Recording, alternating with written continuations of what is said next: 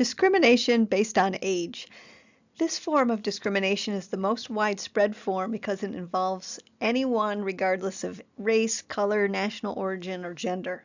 However, the Age Discrimination of Employment Act of 1967 prohibits employment discrimination on the basis of age against individuals 40 years of age or older.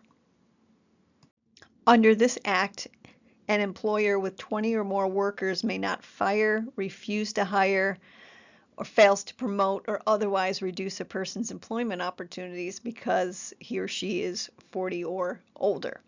Nor can an employer require retirement at a certain age. Of course, there are exceptions to this rules. Airline pilot, judges in New York have to retire at 70. Police officers have to retire at a certain point. Top-level executives sometimes have to retire at a certain age. A person claiming age discrimination can do so under any of the three categories already discussed: intentional, unintentional, hostile work environment. However, the plaintiff must show that the unlawful discrimination was not just a reason, but the reason for an adverse employment action. Plaintiff must show they're a member of protected age group, qualified for the position from which they were discharged, and 3, discharged because of age discrimination. Once the prima facie case is established, the burden shifts to the employer to show a legitimate reason for the action. And if that's done, the burden shifts back to the plaintiff, who must then show that the stated reason is only a pretext and that the real reason for the decision was the plaintiff's age. An example from 2023, J&M Industries Incorporated, a manufacturing and distributing company based out of Louisiana. They violated the federal law when it fired an employee because of her age after she refused to retire when she was 65 years old. The EEOC charged as such in a lawsuit. A company manager had asked her repeatedly about retirement as she approached her 65th birthday, including directly asking her, when are you going to retire? Why don't you retire at 65? What is the reason you're not retiring? After telling the company she had no plans to retire, the company informed her that her position of purchasing agent was being eliminated due to economic uncertainty. Less than a month after firing the employee, the company hired a man in his 30s as a new purchasing agent, the same position the company claimed to have eliminated. Another example, John Deere, kind of very similar. This is late last year, a case that's been filed, 61-year-old man who worked for John Deere for 26 years. He's filed a lawsuit being terminated due to age. Similar argument that his position was eliminated during layoffs, but shortly after they hire a 33-year-old person for the same position. Let's talk about discrimination based on disability. We're going to talk about the Americans with Disabilities Act, or ADA. The Americans with Disabilities Act prohibits disability-based discrimination in workplaces with 15 or more workers. The ADA requires that employers reasonably accommodate the needs of persons with disabilities unless doing so would cause an undue hardship. So what is a disability under the Act? A disabled person is someone with a physical or mental impairment that substantially limits a major life activity or the operation of a major bodily function, or someone who is regarded as having such an impairment. Major life activities include caring for oneself, performing manual tasks, seeing, hearing, eating, sleeping, walking, standing, lifting, bending, speaking, breathing, learning, reading, concentrating, thinking, communicating, and working.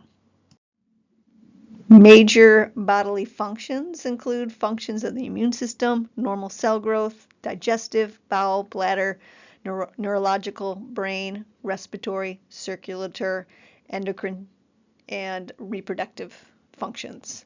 The ADA also applies to recovering drug addicts, alcoholism, blindness, cancer, heart disease.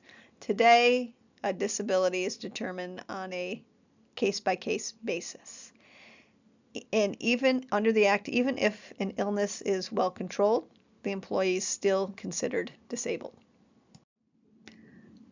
Accommodating a disabled worker. Once it has been established that a worker is disabled, employers may not discriminate on the basis of disability as long as the worker can, with reasonable accommodation, perform the essential functions of the job. An accommodation is unreasonable if it would create an undue hardship for the employer. Some examples of reasonable accommodations: making facilities accessible, permit part-time schedules, acquire or modify equipment, assign a disabled person to an open position that they can perform. They're not required to create a new position or job or find the perfect position, just a reasonable one. What constitutes an undue hardship? Well, this is the subject of much litigation. Many courts hold that employers may use cost-benefit analysis. They're not required to make expensive accommodations that provide little benefit, nor are they required to provide identical working conditions for all employees. So in one example, one case, a woman who was wheelchair-bound asked her employer to lower the sink in the kitchenettes that were being built in her building. Otherwise, she would have to use the bathroom sink, which she felt segregated and stigmatized her. The cost to lower the kitchen sinks, range from as much as $2,000 for all sinks or as little as $150 for one sink on her floor. The court ruled that the employer had no obligation to provide identical conditions and that it had already made a reasonable accommodation by lowering the sink in the bathroom.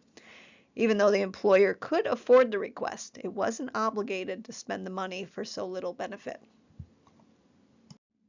An employer may not discriminate against someone because of his relationship with a disabled person. Consider a parent with a disabled child.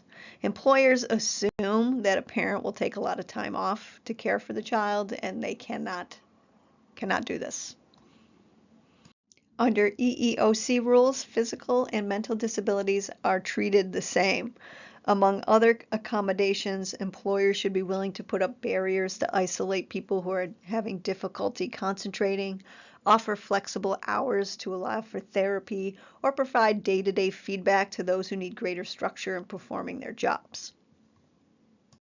Claims under the ADA are pursued the same way as any other discrimination case through the EEOC.